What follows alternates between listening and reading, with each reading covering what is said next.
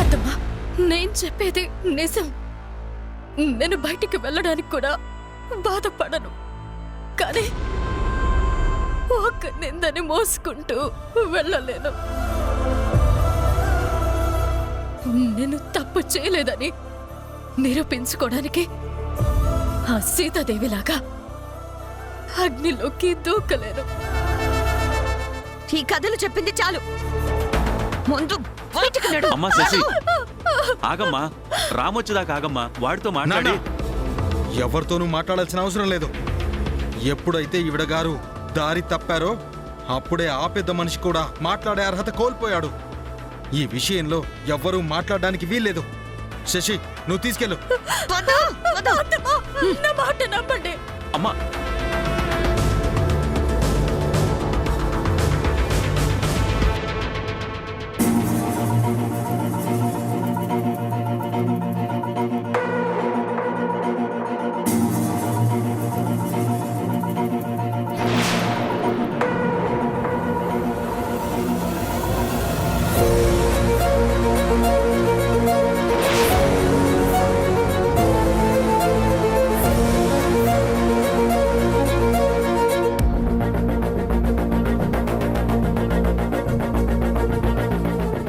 రోజులు మమ్మల్ని ఎంతలా ఏడిపించావు. ఒక్క నిమిషం కూడా నిన్నిక్కడ ఉండనివ్వను. పోవే. శశిరేఖ,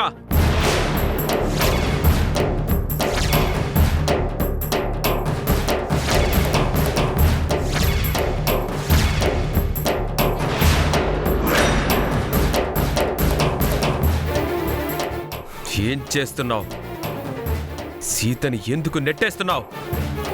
అసలు ఏం జరుగుతుంది ఇక్కడ? ఏంటి బాలు, మీరంతా కలిసి ఏం చేస్తున్నారు? ఇవిగో, ఇవి చూసిన తర్వాత మాట్లాడు.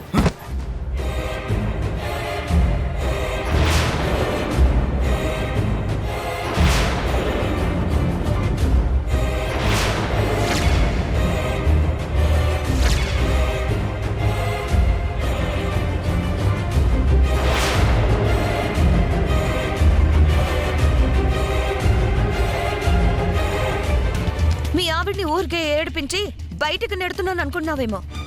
కాదు, ఈ మహాపతివ్రత చేసిన వ్యవహారం సాక్ష్యాధారాలతో దొరికిపోయింది. అందుకే ఇలాంటి తిరుగుబోతుల్ని. నోరు జారదు. నాకు నా భార్య గురించి తెలుసు, నీ గురించి కూడా తెలుసు. అంటే ఏంటి నీ ఉద్దేశం? తప్పు చేసింది నీ భార్య అయితే నా భార్య మీద అరుస్తున్నావేంటి? శశి గురించి తెలుసన్నావు కదా, అసలు నీకేం తెలుసు చెప్పు. నీతో వాదించే ఓపిక, ఆ అవసరము నాకు లేదు. నేనైనా సీతైనా మీకు సమాధానం చెప్పాల్సిన అవసరమే లేదు. నేను మాట్లాడాల్సిన వ్యక్తి, సమాధానం చెప్పుకోవాల్సిన మనిషి మా అమ్మ. అమ్మా, ఇది నువ్వు నమ్ముతున్నావా?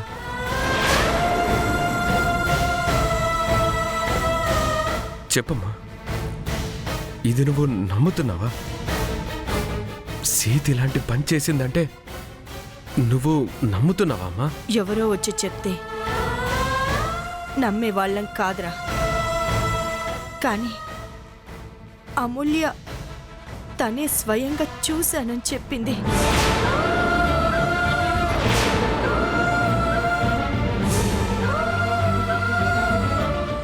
ఏం అమూల్య, నువ్వు చూసావా? 22 ఏళ్ళు కలిసి పెరిగాం కదా అమూల్య. నువ్వు ఎలాంటి దానివో, ఎలా ఆలోచిస్తావో నాకు బాగా తెలుసు. నీ కళ్ళ ముందు నిజంగా ఇలా చూసినా సరే, మీ వదిన విషయంలో నువ్వెలా ఆలోచిస్తావో నాకు బాగా తెలుసు. ఈ విషయంలో నిన్ను అడగడానికి, నువ్వు చెప్పడానికి ఏమీ లేదమ్మా. పరిస్థితుల్ని నేను అంచనా వేయగలను. అమ్మా నువ్వు చెప్పమ్మా, సీత నిజంగా అలాంటి మనిషా? అంటే మీరు 10 సార్లు అడిగితే ఆవిడ గారు జాలిపడి లేదు నీ భార్య చాలా మంచిదని చెప్పాలా? ఏంటి నీ ఉద్దేశం? హ? అవసరం లేదు. మా మీద ఎవరో జాలి చూపించాల్సిన అవసరం లేదు. అలాంటప్పుడు ఈ డిస్కషన్ వేస్ట్. నేను తాగడం తప్పైతే తను ఇలా తిరగడం తప్పు కదా? మత్తు దిగేదాకా నన్ను బయట నిలబెట్టావు కదా, మరి ఏం చేస్తే ఆవిడ పాపం పోతుంది? అలాంటి మనిషికి ఈ ఇంట్లో ఉండే అర్హత లేదో, అందుకే బయటికి వెళ్ళగొడుతున్నాం.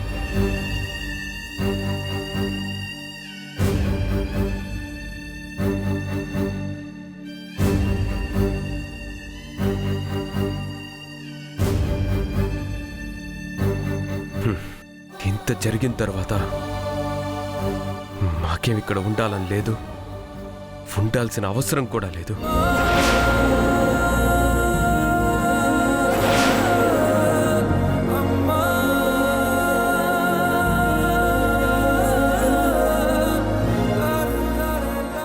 అమ్మ ఇది నిజమని నమ్మిన తర్వాత ఇంకా ఎందుకుంటాం? వెళ్ళిపోతాం. సీత నేను ఇప్పుడే ఈ క్షణమే వెళ్ళిపోతాం. పద సీత. రాము ఆగరా, నువ్వెక్కడికి రా? నా భార్యతో పాటే నేను వెళ్ళిపోతానమ్మా. అది కాదురా. నాన్న, ధర్మేచ అర్థేచ మోక్షేచ నాతి చరామి అని పెళ్లిలో వాగ్దానం చేశాను. ఎట్టి పరిస్థితుల్లో కూడా నేను నా భార్యని వదిలిపెట్టనని వాగ్దానం చేశాను. తనని ఎలా వదిలేస్తాను నాన్న? రాము, నువ్వు ఏ తప్పు చేయలేదు కదరా? ఇప్పుడు నా భార్యను వదిలేస్తే తప్పు చేసిన వాడిని అవుతానమ్మా. నేను ఎవరో ఎలాంటి వాడినో తెలియకుండానే పెళ్లి చేసుకోమని చెప్పగానే మెడ ఉంచి తాళి కట్టించుకుంది. నేను ఎలాంటి మనిషినైనా నాతో జీవితం పంచుకుంటానని నమ్మి నాతో వచ్చిందమ్మా. తను నా భార్య, నాకు సహధర్మచారిణి, నాలో సగం. నన్ను నమ్మొచ్చిన మనిషిని నేను ఎలా వదులుతానమ్మా? ఆనాటి ఆ సీత భర్తతో పాటు అరణ్యవాసానికి వెళ్ళింది. ఈరోజు ఈ రాముడు నా సీతతో పాటు బయటకి వెళ్ళిపోతాడు.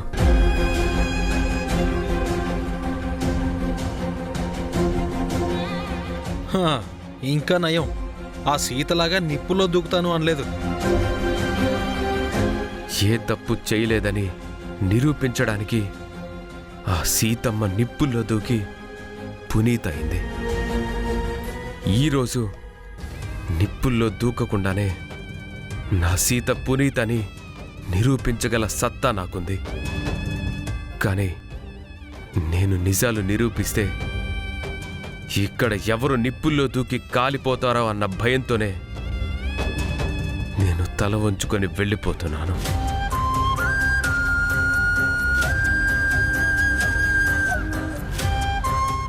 ఈరోజు నా భార్య మీద నింద పడిందని ఆ నిందని ఒప్పుకొని నేను వెళ్ళట్లేదు. దాన్ని మా అమ్మ నమ్మిందనే బాధలో వెళ్ళిపోతున్నాను.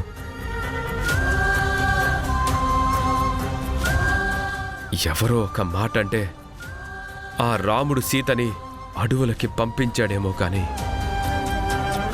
ప్రపంచమంతా ఏకమై చెప్పినా సరే ఈ రాముడు మాత్రం భార్యని అనుమానించడు.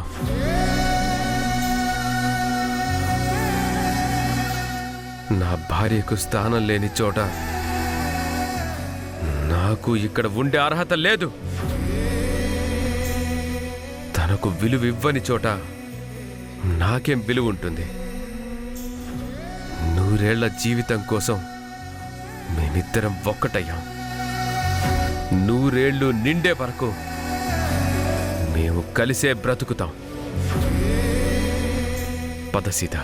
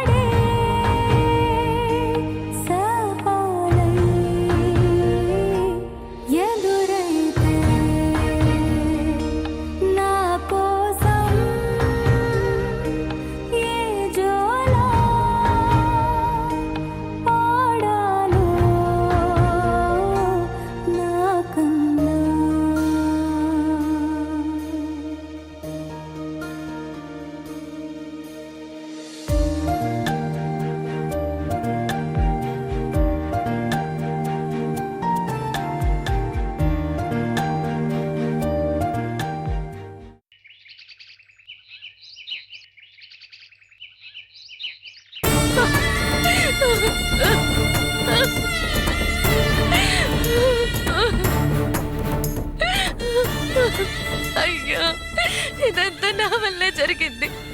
నేను అబద్ధం చెప్పడం వల్లే అన్నయ్య వదిన ఇంటి నుంచి వెళ్ళిపోయారు. నా వల్లే. ఏమైందమ్ముయ్య, ఎందుకలా తల బాదుకుంటున్నావు? అంతా చెప్పినట్టే చేసావు కదా. నిజంగా నువ్వు చాలా గ్రేట్ అమ్మా. ఎంతమంది ఎన్ని చెప్పినా ఆ రామ్ను మాత్రం అక్కడి నుంచి కదిలించలేరు. కానీ నువ్వు ఇలా ఒక్క మాట చెప్పావో లేదో వెంటనే ఆ రామ్ తన భార్యతో సహా బయటికి వెళ్ళిపోయాడు కదా. పండగ చేసుకోవలసిన సమయంలో ఇలా ఇంట్లో కూర్చొని శోకాలు పెడతావేంట అమూల్య? పండగ చేసుకోవాలా? ఆ, అవతల మా అన్నయ్య ఇల్లు వదిలి వెళ్ళిపోయినందుకు నేను కుమిలిపోతూ ఉంటే పండగ చేసుకుంటారా? చిన్నప్పటి నుంచి మా అన్నయ్య మమ్మల్ని ఎంత బాగా చూసుకున్నాడో తెలుసా? అడిగింది లేదనకుండా మమ్మల్ని ఎంతో బాగా చూసుకున్నాడు. చివరికి మీరు ఏది అడిగితే అది ఇచ్చాడు. అలాంటి అన్నయ్య ఈ రోజు కట్టుబట్టలతో బయటికి వెళ్ళడానికి నేను కారణమయ్యాను. ఇక చాలే ఆపు. మరి ఓ తెగ ఏడవకు. అక్కడికి ఆ రామ్ సీత ఏదో నీ సొంత అన్నయ్య వదిన అన్నట్టు అంత బాధపడిపోతావేంటే? చూడముల్య, నీకు సొంత అన్నయ్య అంటే బాలు, వదిన అంటే శశి. వాళ్ళిద్దరూ నీకు అండగా ఉన్నారు కదా, ఇంకెందుకు ఏడుస్తావు? చూడండి, రామన్నయ్య ఎప్పుడు నాకు సొంత అన్నయ్యే. బాలు అన్నయ్య అయినా వేరే ఎవరైనా సరే అందరూ నాకు రామన్నయ్య తర్వాతనే. దయచేసి ఇంకెప్పుడు వాళ్ళు నాకు సొంత వాళ్ళు కాదు అని మాత్రం అనకండి. వాళ్ళెప్పుడు నా సొంత వాళ్లే. ఎవరి గురించి అమూల్య అంత ఆవేశంగా మాట్లాడుతున్నావు? రామ్ సీతల గురించా? ఎనీవేస్, కంగ్రాచులేషన్స్ అమూల్య. నువ్వు ఎంత గొప్ప పని చేశావో తెలుసా? ఇంటికి శనిలా పట్టిన వాళ్ళని ఇల్లు వదిలి వెళ్ళిపోయేలా చేశావు. మీ అమ్మగారి ప్రాణాలు కాపాడుకున్నావు. ఇదిగో ఈ హ్యాపీ మూమెంట్ని స్వీట్తో సెలబ్రేట్ చేసుకో. ఏది నోరుతారు? తీసుకో.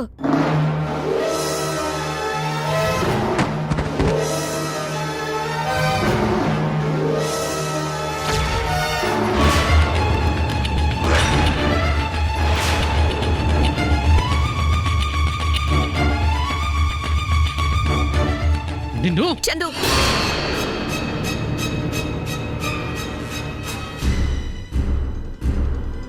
ఆవేశపడకు చందు.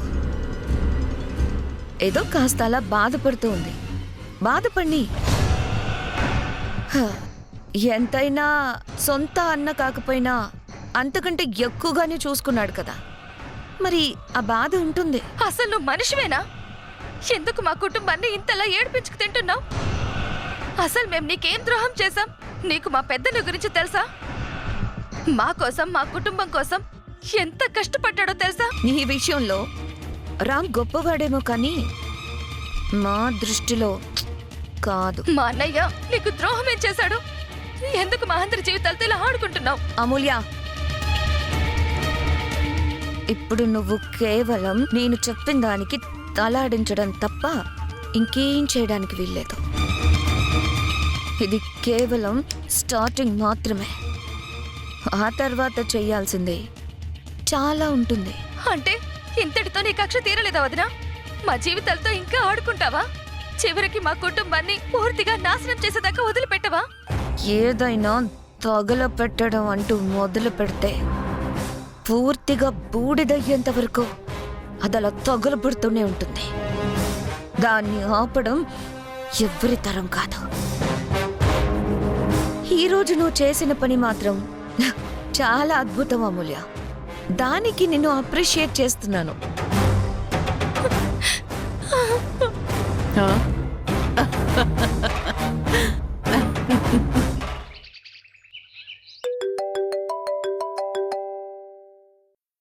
హలో సార్, రేపు ఉదయం 9 గంటలకి బోర్డ్ ఆఫ్ డైరెక్టర్స్తో మీటింగ్ ఉంది సార్.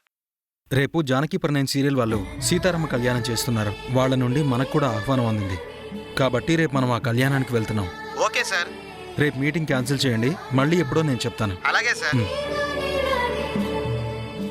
ఈ సంవత్సరం సీతారాముల వారి కళ్యాణం జరిపించడానికి సూర్యనారాయణ గారి కుటుంబం ముందుకు వచ్చేలా కనిపించడం లేదు.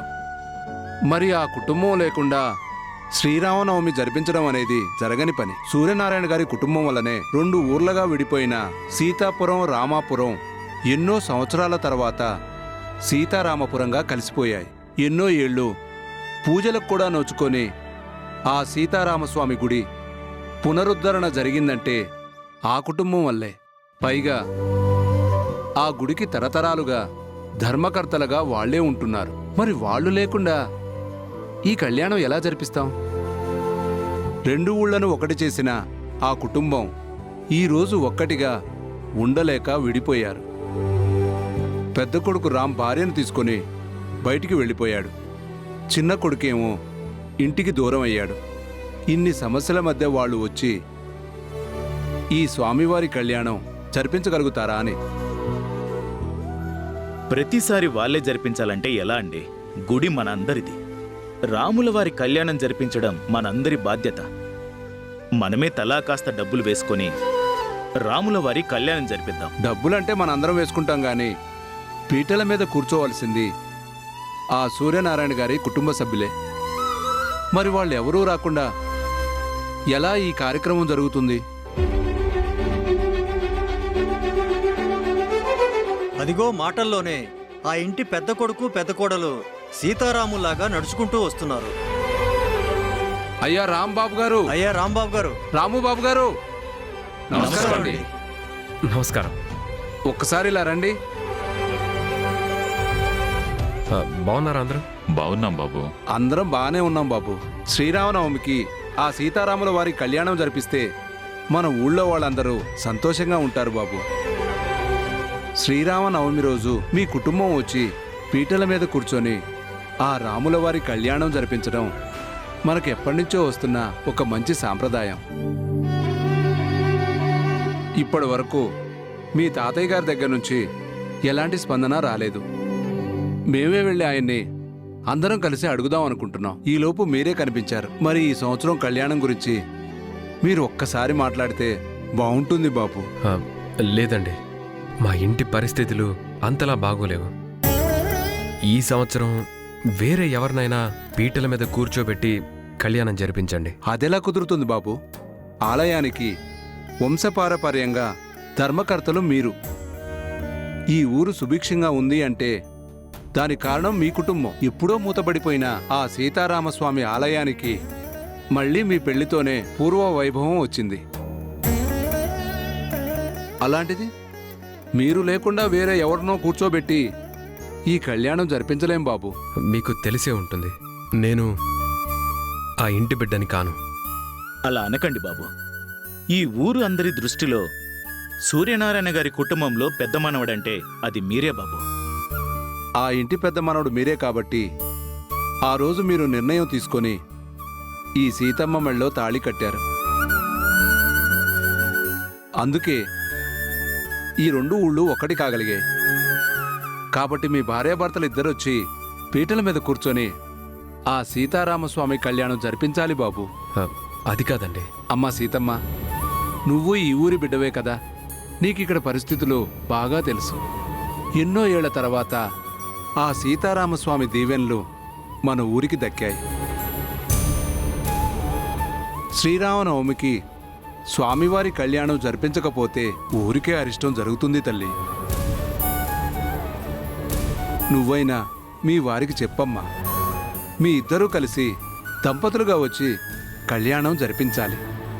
డబ్బులు పెట్టి ఏర్పాట్లయితే మేం చేయించగలం, కానీ పీటల మీద కూర్చునే అర్హత మాత్రం మీ కుటుంబానికి మాత్రమే ఉంది. ఏమండి, ఆ సీతారామస్వామి మనల్ని కళ్యాణం జరిపించమని ఆజ్ఞాపిస్తున్నట్టున్నారు. మనం జరిపిద్దామండి. అది కా సీత, పెద్దవాళ్ళు వాళ్ళు రాకుండా మనం ఈ కార్యక్రమం జరిపిస్తే మళ్ళీ శశి బాలుతో ఏమైనా గొడవలవుతాయేమో. ఏమండి, వాళ్ళేదో అనుకుంటారని దేవుడికి జరగాల్సిన కార్యక్రమాన్ని ఆపుతామా? అది మన కుటుంబానికి, ఊరికి కూడా మంచిది కాదండి. అంతా ఆ స్వామి మీదనే భారం వేసి మనం సంతోషంగా ఈ కళ్యాణం జరిపిద్దామండి. సరే సీత, మీ అందరి కోసం, ఈ ఊరి బాగు కోసం మేము వచ్చి కళ్యాణంలో కూర్చుంటాం. మాకు ఈ అవకాశం ఇచ్చిన మీ అందరికీ పేరు పేరున ధన్యవాదాలు తెలియజేసుకుంటున్నాను. చాలా సంతోషం బాబు. అయితే ఇంకే ఆ స్వామివారి కళ్యాణం ఘనంగా ఏర్పాట్లు మొదలుపెట్టేద్దాం. ఊళ్ళో అందరికీ చాటింపు వేయిస్తాం. వస్తామండి. మంచిది బాబు. రఘువంశ రామయ్య సుగుణాల సీతమ్మ వరమాల కైవేచు సమయాన శివధనువు విరిచాకె వధువు మది గెలిచాకె మోగింది కళ్యాణ శుభవీణ. కళ్యాణం వైభోగం శ్రీరామచంద్రుని కళ్యాణ